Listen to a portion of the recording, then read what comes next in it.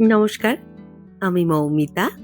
আমার কবিতা পাঠ চ্যানেলে আমার সকল শ্রোতা বন্ধু এবং দর্শক বন্ধুকে আন্তরিক শুভকামনা জানিয়ে আজকের গল্প পাঠ শুরু করছি।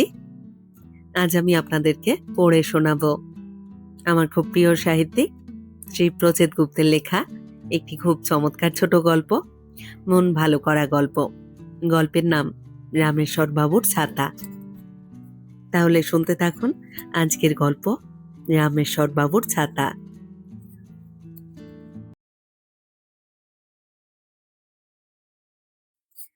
তালা খোলার পরপরই খেয়াল হলো রামেশ্বর বাবুর।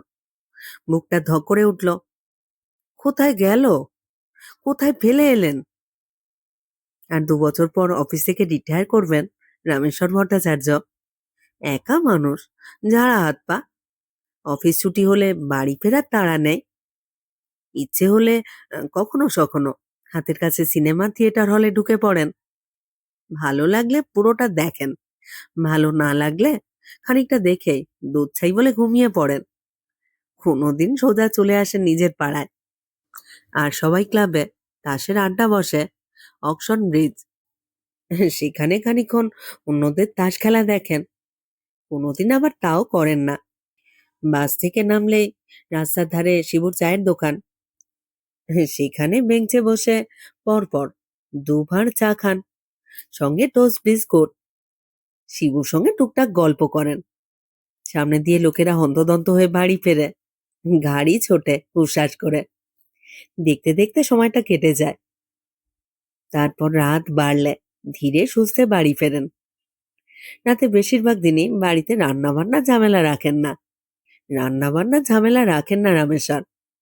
ফেরার পথে হাতে বানানো রুটি কিনে নেন। ছোট হলে 4টে, মাঝারি হলে 3টে। বাজারের গায়েই রুটির দোকান। কখনো সখনো ইচ্ছে হলে বাজারেও একটু ঢু মারেন। শেষ বাজারে আনাজপাতি যদি কিছু পাওয়া যায়, তাহলে আর পরদিন সকালে ঝামেলা থাকে না। বেলা পর্যন্ত বিছানায় গড়ানো যাবে। আজ অফিস ছুটির পর শিয়ালদার কাছে সিনেমা হলে ঢুকেছিলেন রামেশ্বর বাবু। তবে ঘুমোননি। ইন্টারভ্যালের পরই পালিয়ে এসেছেন। সিনেমা যে খুব একটা খারাপ ছিল এমন নয়, কিন্তু মন বসল না। বয়স বাড়লে এই এক মুশকিল, সবকিছুতে চট করে মন বসতে চায় না। পরপর 3টে বাস ছেড়ে দিলেন রামেশ্বর। বড্ড ভিড়। খানিকটা হাঁটলেন, তারপর মোটামুটি ফাঁকা একটা বাসে উঠে পাড়ায় ফিরলেন। বাজারে ঢুকে একটু আধটু বাজার করলেন। একটা ছোট দেখে বেগুন, কিছুটা শিম, খানিকটা আলু। কাল শিম বেগুনের তরকারি খাওয়া যাবে। রাতের জন্য রুটি কিনে শিবুর দোকানে এলেন রামেশ্বর। তবে বেশিক্ষণ বসা হলো না। শিবুর ছেলেটা জ্বর হয়েছে। সে অল্পক্ষণের মধ্যে দোকান বন্ধ করে বাড়ি ছুটল। ডাক্তারের কাছে যাবে। রামেশ্বর বাবু বাড়ির উদ্দেশ্যে রওনা হলেন। ফেরার পথে ক্লাবে দাঁড়িয়ে তাস খেলা দেখলেন কিছুক্ষণ। বাড়ির দরজার সামনে দাঁড়িয়ে রামেশ্বর বাবু পকেট হাতড়ে চাবি বের করলেন। জায়গাটা অন্ধকার, বাল্বটা কেটে গেছে। কদিন ধরে বদলানোর কথা ভেবেও শেষ পর্যন্ত হয়ে উঠছে না। অন্ধকারে তালা খুলে ফেললেন রামেশ্বর বাবু। আর তখনই খেয়াল হলো ছাতাটা নেই। তালা খোলার সময় রোজই নিজের বাঁ হাতের কবজিতে ছাতাটাকে ঝুলিয়ে রাখেন রামেশ্বর বাবু। ফোল্ডিং ছাতা নয়, পুরোনো কায়দার লম্বা ছাতা, যাকে বলে একেবারে ফুল সাইজ। কাঠের হাতলটাও বড় সড়ো। কবজিতে ঝোলাতে কোনো অসুবিধা হয় না। তালা খোলার পর ঘরে ঢুকে আগে আলো জ্বাললেন রামেশ্বর। দরজায় ছিটকিনি দেন, খিল তোলেন। দরজার পিছনে গায়ে সারি সারি হুক রয়েছে, তার একটায় ছাতাটাকে ঝুলিয়ে দেন যত্ন করে। এই অভ্যেস বহু দিনের, দীর্ঘ 11 বছরের। ঠিকভাবে হিসেব করলে তার থেকেও বেশি। 11 বছর 3 মাস। কখনো এই ঘটনার নড়চড় হয়নি, আজ হলো। তালা খোলার পর রামেশ্বর বাবু বুঝতে পারলেন কবজিতে ছাতা ঝুলছে না। তিনি ছাতাটা হারিয়ে এসেছেন। আলো না জ্বালিয়ে অন্ধকার ঘরেই দাঁড়িয়ে রইলেন রামেশ্বর। প্রথম ধাক্কাটা সামলাতে সামলাতে ভাবলেন মাথা ঠান্ডা রাখতে হবে। অনেক সময় মাথা ঠান্ডা করে চিন্তা ভাবনা করলে হারানো জিনিস খুঁজে পাওয়া যায়।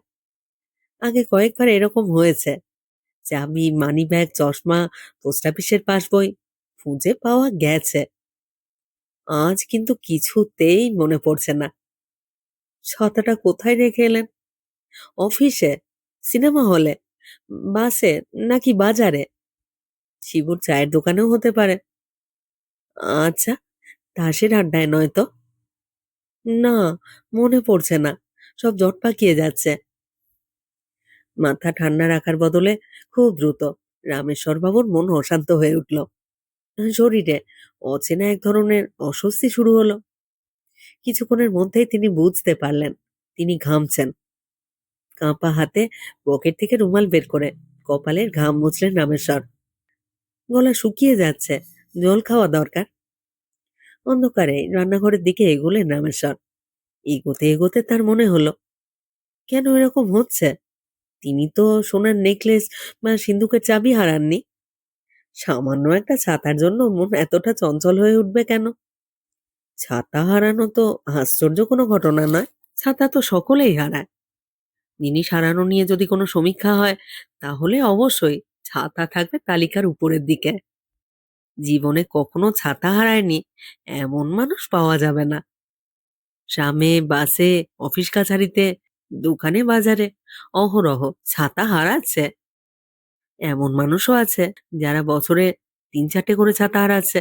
অন্যরা যদি ছাতা হারানোর রাজা হয়, এরা হলো ছাতা হারানোর সম্রাট। তাহলে রামেশ্বর বাবুর কেন এমন হবে? হওয়ার কারণ আছে। রামেশ্বর বাবুর ছাতা আর ৫ জনের ছাতার মতো নয়। লোকে হয় ছাতা কেনে, নয়তো উপহার পায়। অনেক সময় অন্যেরটা ধার করেও কাজ চালায়। কিন্তু রামেশ্বর বাবু এই ছাতা পেয়েছিলেন ভারী আশ্চর্যভাবে। এক ভয়ঙ্কর দুর্যোগের দিনে ছাতা যেন নিজেই এসেছিল তার কাছে, একেবারে গল্পের মতো। সেটা ছিল আষাঢ় মাস। আকাশ কালো করে সকাল থেকে ঝেঁপে ঝেঁপে বৃষ্টি আসছে। রামেশ্বর বাবুর শরীরটা ভালো নয়, কদিন ধরে জ্বর জ্বর ভাব। বৃষ্টির বহর দেখে তিনি ঠিক করলেন আজ অফিস কামাই করবেন। দুপুরে গায়ে চাদর জড়িয়ে খবরের কাগজ পড়ছিলেন। এমন সময় টেলিফোনে খবর এলো পিসিমা অসুস্থ। রামেশ্বর বাবুর পিসিমা থাকতেন জনাইতে। বয়স অনেক, এর আগেও অনেকবার অসুখ বিসুখ করেছে, কিন্তু এবার নাকি বাড়াবাড়ি অবস্থা। অক্সিজেন চলছে, যে কোনো মুহূর্তে খারাপ কিছু হয়ে যেতে পারে। ছেলেবেলায় এই পিসিমার বাড়িতে মাসের পর মাস থেকেছেন রামেশ্বর বাবু। জনাইয়ের মনোহরা খুবই বিখ্যাত মিষ্টি, একটা খেলে মুখে একবেলা স্বাদ থেকে যায়। পিসিমার নিয়ম করে সকালে দুটো বিকেলে দুটো করে মনোহরা খাওয়াতেন ভাইপোকে। পিসিমার বাড়িতে যাওয়ার পিছনে এই মনোহরা একটা বড় কারণ ছিল। সেই মানুষটার বাড়াবাড়ি অবস্থা শুনে বাড়িতে বসে থাকা যায় না। তখন রামেশ্বর বাবুর একটা রেইনকোট ছিল, সেটা গায়ে দিয়ে বেরিয়ে পড়লেন। হাওড়া থেকে ট্রেন ধরে জনাই রোড স্টেশন, সেখান থেকে রিকশায় পিসিমার বাড়ি। পৌঁছতে সন্ধে হয়ে গেল, যদিও ততক্ষণে বৃদ্ধা পিসিমা অনেকটাই সামলে নিয়েছেন। ভাইপোকে দেখে আরো যেন সামলে নিলেন। নাকে অক্সিজেনের নল নিয়েই বললেন, ওরে, কে আছিস? রামকে আগে দুটো মনোহরা দে। এই পর্যন্ত সব ঠিক ছিল, বৃষ্টিও থেমে গিয়েছিল। গোলমাল হলো ফেরার সময়। স্টেশনে পৌঁছে রামেশ্বরবাবু বুঝতে পারলেন তিনি তার রেইনকোট পিসিমার বাড়িতে ফেলে এসেছেন। গিয়ে যে নিয়ে আসবেন সে উপায় নেই। পথ অনেকটা, জলকাদায় আরো বেশি সময় লাগবে। এদিকে লাস্ট ট্রেনের সময় হয়ে গেছে। রেইনকোটের আশা ত্যাগ করলেন রামেশ্বর বাবু। আকাশ ভেঙে এদিকে নতুন করে বৃষ্টি নামলো। বিদ্যুৎ ঝলসে ঝলসে উঠল। স্টেশন শুনশান। টিকিট কাউন্টারের সামনে জড়সড় হয়ে দাঁড়িয়ে রইলেন রামেশ্বর। জায়গাটা প্ল্যাটফর্ম থেকে খানিকটা দূরে। এখান থেকে ছুটে ট্রেন ধরতে গেলে পুরোপুরি ভিজে যেতে হবে। ট্রেন যে কোথায় দাঁড়াবে তারও ঠিক নেই। আগে থেকে প্ল্যাটফর্মে না দাঁড়ালে মুশকিল, কিন্তু দাঁড়াবেন কিভাবে? খালি মাথায় বৃষ্টির তলায়? সে তো প্রায় আত্মহত্যা সামিল হবে। একেই শরীরের অবস্থা খারাপ, তার উপর বৃষ্টিতে ভিজলে নিউমোনিয়া কেউ ঠেকাতে পারবে না। ছাতা মাথায় অন্য কোনো যাত্রীও চোখে পড়ছে না যে বলবেন, দাদা, আপনার ছাতায় একটু জায়গা হবে? এই ঝড় বৃষ্টির রাতে কে এই মুহূর্তে শেষ ট্রেনের জন্য অপেক্ষা করবে? মনে হয় স্টেশনে এখন যাত্রী বলতে তিনি একাই। এমন সময় বৃষ্টির সাদা পর্দা ভেদ করে দূরে ট্রেনের আলো দেখা দিল। ট্রেন আসছে। মাইকে বৃষ্টি ভেজা স্যাঁতস্যাঁতে গলায় ঘোষণা হলো, হাওড়া যাওয়া শেষ গাড়ি। রামেশ্বর বাবু অসহায়ভাবে এদিক ওদিক তাকালেন। বৃষ্টি থেকে মাথা বাঁচানোর জন্য কিছু কি পাওয়া যাবে? একটা খবরের কাগজ অন্তত, কাপড়ের টুকরো, ছেঁড়া পিচবোর্ড খানিকটা। আর ঠিক তখনই ছাতাটা দেখতে পেলেন রামেশ্বর বাবু। ফাঁকা বেঞ্চে আধশোয়া অবস্থায় পড়ে রয়েছে।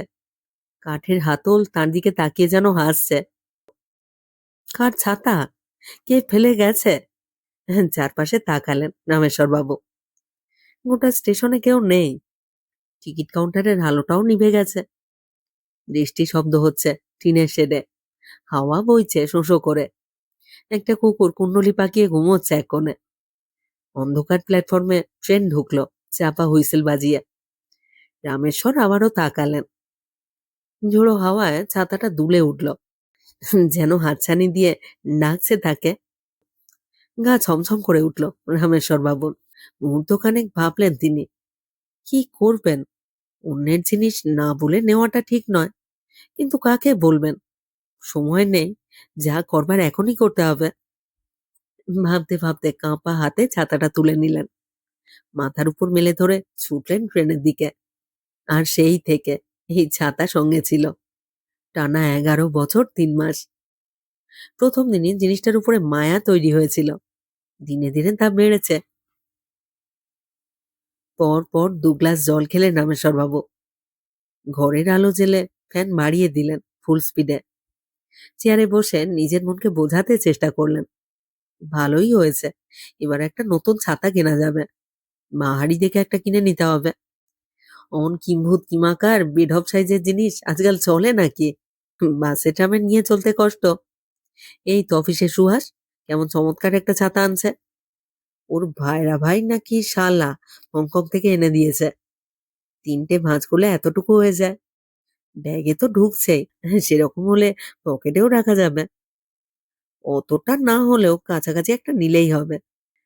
ভাবতে ভাবতে দরজার দিকে চোখ পড়ে গেল রামেশ্বর বাবুর। শূন্য হুক।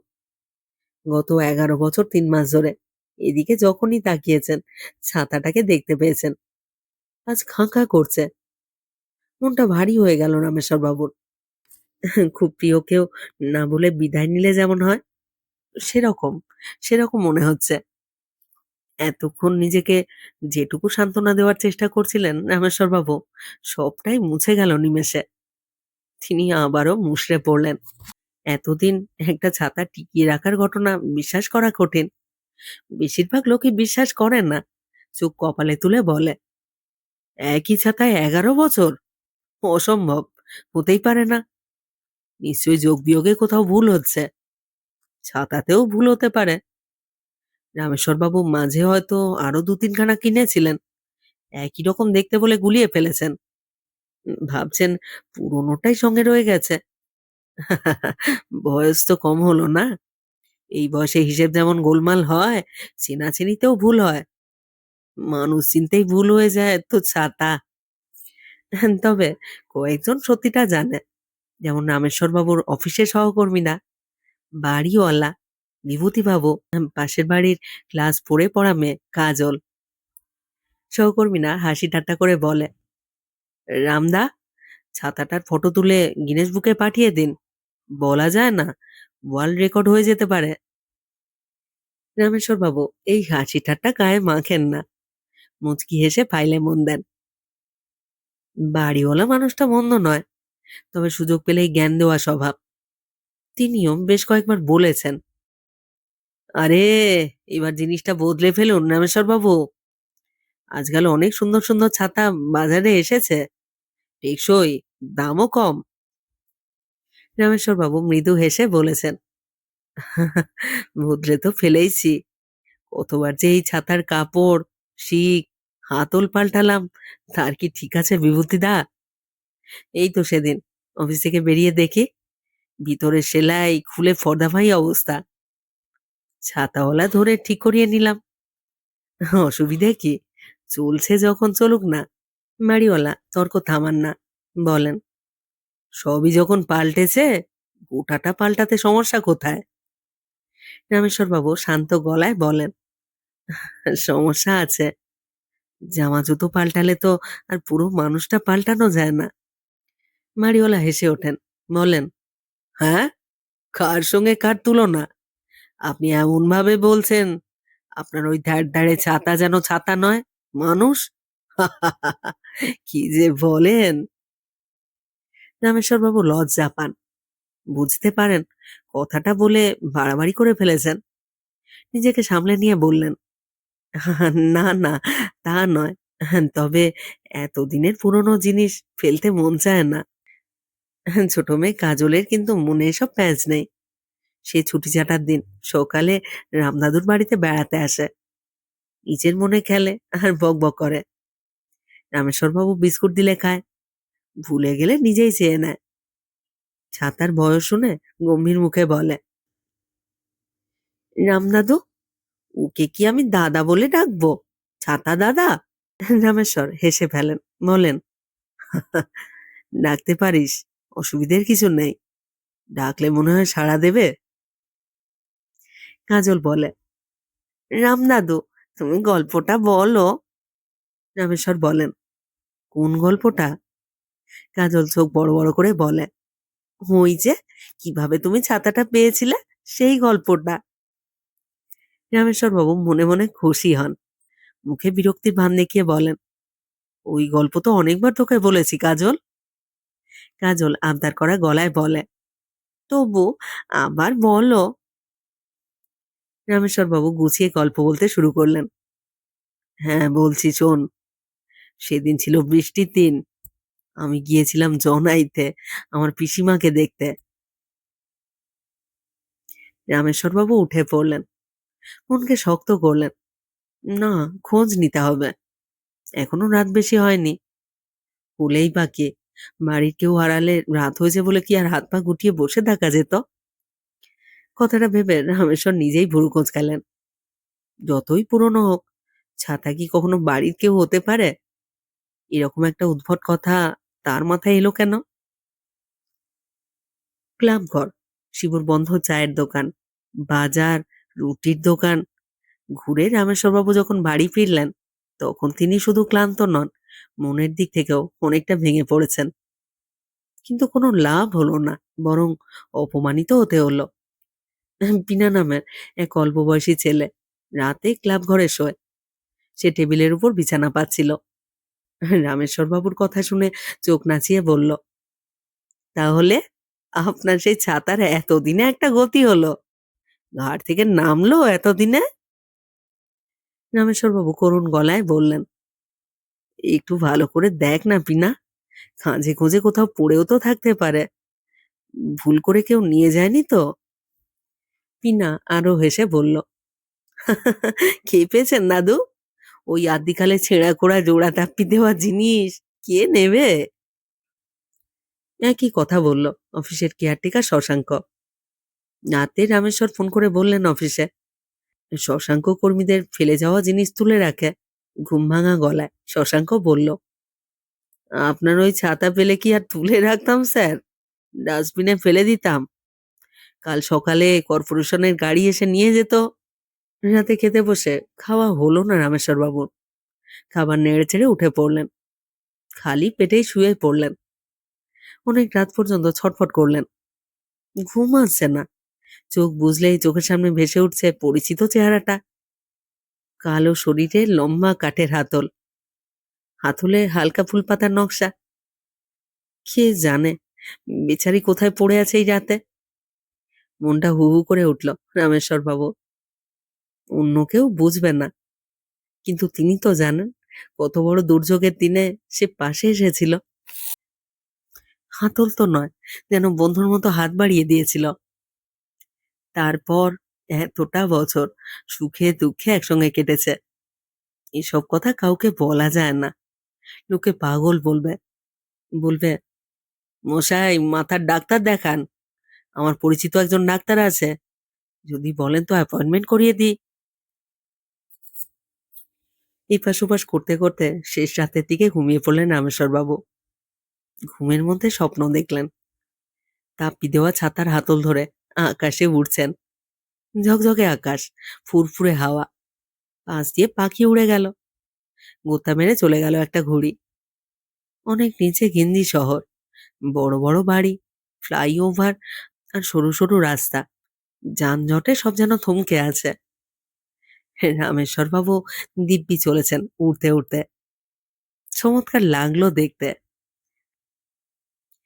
কিন্তু রাতে যে স্বপ্ন চমৎকার বলে মনে হয়েছিল, সকালে ঘুম ভাঙবার পর তাকে দুঃস্বপ্ন বলে মনে হলো রামেশ্বরবাবুর। ৫৮ বছরের একটা মানুষ যদি ছেলে মানুষের মতো ছাতা হাতে উড়বার স্বপ্ন দেখে, সেটা দুঃস্বপ্ন ছাড়া আর কি। নিজেই বুঝতে পারলেন এরকম চলতে থাকলে সত্যি সত্যি মাথার ডাক্তার দেখাতে হবে।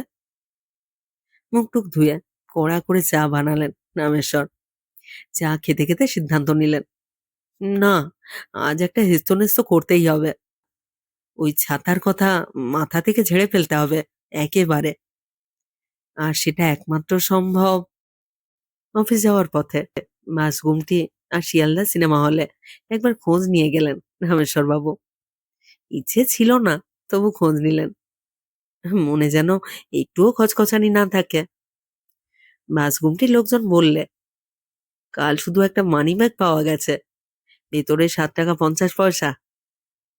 সিনেমা হলের লাইটম্যান গোলাপি রঙের লেডিস ছাতা এনে দেখালো, ইভিনিং শো এর পর পাওয়া গেছে সিটের তলায়। হাঁপ ছেড়ে বাঁচলেন রামেশ্বর। ভাবলেন, যাক, তিনি তো সব রকম চেষ্টাই করলেন, কেউ আর তাকে দোষ দিতে পারবে না। কথাটা ভেবে নিজের মনেই হাসলেন। কে দোষ দেবে? ছাতা? রাতে বাড়ির তালা খুলবার সময় আজও রামেশ্বরবাবু বাজারের থলিটা মাটিতে নামিয়ে পকেট হাতড়ে চাবি বের করলেন। আজও তার বাঁ হাতের কবজিতে ছাতা ঝুলছে। নতুন ফোল্ডিং ছাতা, প্লাস্টিকের খাপে যত্ন করে ভাঁজ করা। সুন্দর জিনিস। দোকানদার খুলে দেখিয়ে দিয়েছে। হাতলের বোতাম টিপতেই এক ঝটকায় ফনফনে ডানা মেলে দিল। ভারী পছন্দ হয়েছে রামেশ্বরবাবুর। দামও একটু কমিয়েছে দোকানদার। শুধু ছোট হাতল বলে কোপ দিতে সামান্য লাগছে। ও কিছু নয়, কদিনের অভ্যেসে সব ঠিক হয়ে যাবে। ঘরে ঢুকে আলো জ্বালালেন রামেশ্বরবাবু। দরজায় ছিটকিনি তুলে শূন্য হোকে যত্ন করে ঝুলিয়ে দিলেন নতুন ছাতাটা। চমৎকার মানিয়েছে। সবাই ঠিকই বলেছিল, পুরোনো দিনের ঠাউস জিনিসটায় গাদাখানেক জায়গা নষ্ট হচ্ছিল। গুনগুন করে শ্যামা সঙ্গীত গাইতে গাইতে শোবার ঘরে এলেন রামেশ্বরবাবু। এতক্ষণে মনটা হালকা লাগছে। নিজের ছেলে মানুষের জন্য কাল রাতে ভালো করে ঘুম হয়নি। আজ খেয়ে দিয়ে লম্বা ঘুম দিতে হবে। তার আগে জমিয়ে স্নান। আলনার কাছে এসে জামা কাপড় নিতে হাত বাড়ালেন রামেশ্বর। আর তখনই জিনিসটা দেখতে পেলেন। পাথরের মূর্তির মতো স্থির হয়ে গেলেন রামেশ্বর বাবু। নিজের চোখে বিশ্বাস হচ্ছে না। যা দেখছেন সেটা সত্যি তো, নাকি ও তার পাগলামি? না, সত্যি। আলনার একপাশে কাপড়ের আড়ালে মুখ লুকিয়ে দাঁড়িয়ে আছে তার 11 বছর 3 মাসের সঙ্গী, বিপদের বন্ধু। লম্বা কাঠের হাতলওয়ালা, গায়ে তাপ্পি লাগানো সেই ছাতাটা। মুহূর্তখানেক স্থির থেকে ঠিক করে হেসে ফেললেন রামেশ্বর। ফিসফিস করে বললেন, হিংসুটে, হিংসুটে। রবিবার সকালে কাজল বিস্কুট খেতে খেতে বলল, কি করে খুঁজে পেলে রামদাদু? কি করে খুঁজে পেলে গো? রামেশ্বরবাবু কাজলের মাথার চুলে হাত বুলিয়ে বললেন, কি করে আবার, নিজেই ফিরে এলো। কাজল বিস্কুট খাওয়া থামিয়ে বলল, হ্যাঁ, ছাতা নিজে ফিরে এলো? তা কখনো হয়? রামেশ্বরবাবু চোখে হেসে বললেন, কেন হবে না? আমি তাকে এত খুঁজছি, জেনেও সে ফিরে আসবে না। ভালোবাসা সবাই বুঝতে পারে রে কাজল। তবে সবাইকে অবশ্য অন্য কথা বলেছি। বলেছি আমি ভুল করে ছাতাটাকে আলনার পাশে রেখেছিলাম। তোকেই শুধু সত্যি কথাটা বললাম। কেন বললাম জানিস? ছোটরা সত্যি কথা বিশ্বাস করে, বড়রা চট করে বিশ্বাস করতে চায় না।